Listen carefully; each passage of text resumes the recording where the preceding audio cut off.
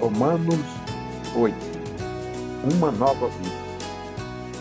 Portanto, agora nenhuma condenação há para os que estão em Cristo Jesus, que não andam segundo a carne, mas segundo o Espírito. Porque a lei do Espírito de vida em Cristo Jesus me livrou da lei do pecado e da morte. Porquanto o que era impossível à lei, visto como estava enferma pela carne, Deus, enviando o seu Filho em semelhança de carne do pecado, pelo pecado condenou o pecado na carne, para que a justiça da lei se cumprisse em nós, que não andamos segundo a carne, mas segundo o Espírito. Porque os que são segundo a carne inclinam-se para as coisas da carne, mas os que são segundo o Espírito para as coisas do Espírito.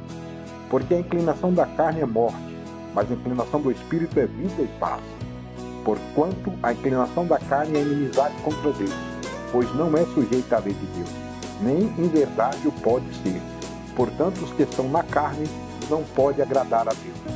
Vós, porém, não estáis na carne, mas no Espírito, se é que o Espírito de Deus habita em vós. Mas se alguém não tem o Espírito de Cristo, esse tal não é dele. E se Cristo está em vós, o corpo, na verdade, está morto por causa do pecado, mas o Espírito vive por causa da justiça. E se o Espírito daquele que dos mortos ressuscitou a Jesus habita em vós, aquele que dos mortos ressuscitou a Cristo também vivificará os vossos corpos mortais, pelo seu Espírito que em vós habita. De maneira que, irmãos, somos devedores não à carne para viver segundo a carne. Porque se vivermos segundo a carne, morrereis. Mas se pelo Espírito mortificarmos as obras do corpo, vivereis. Porque todos os que são guiados pelo Espírito de Deus, esses são filhos de Deus. Porque não recebeste o espírito de escravidão, para outra vez estares em temor, mas recebeste o espírito de adoção de filho, pelo que clamamos, Abba, Pai. O mesmo Espírito testifica com o nosso espírito que somos filhos de Deus. E se nós somos filhos, somos logo herdeiros também, herdeiros de Deus e co-herdeiros de Cristo, se é certo que com Ele padecemos, para que também com Ele sejamos glorificados. Porque para mim tenho por certo que as aflições deste tempo presente não são para comparar com a glória que em nós há de ser revelada. Porquanto a ardente expectação da criatura espera a manifestação dos filhos de Deus, porque a criação ficou sujeita à vaidade, não por sua vontade, mas por causa daquele que a sujeitou, na esperança de que também a mesma criatura será libertada da servidão da corrupção para a liberdade da glória dos filhos de Deus. Porque sabemos que toda criatura geme e está juntamente com dores de parto até agora. E não só ela, mas nós mesmos, que temos as primícias do Espírito, também gememos em nós mesmos, esperando a adoção, a saber, a redenção do nosso corpo. Porque em esperança somos salvos. Ora, a esperança que se vê não é esperança, porque o que alguém vê, como espera? Mas se esperamos o que não vemos, com paciência esperamos. E da mesma maneira também, o Espírito ajuda as nossas fraquezas, porque não sabemos o que havemos de pedir como convém, mas o mesmo Espírito intercede por nós com gemidos inexprimíveis.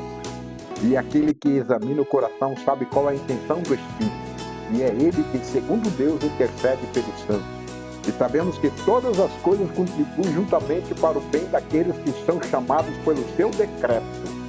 Porque os que tantos conheceu também os predestinou para ser conforme a imagem de seu Filho, a fim de que ele seja primogênito entre muitos irmãos.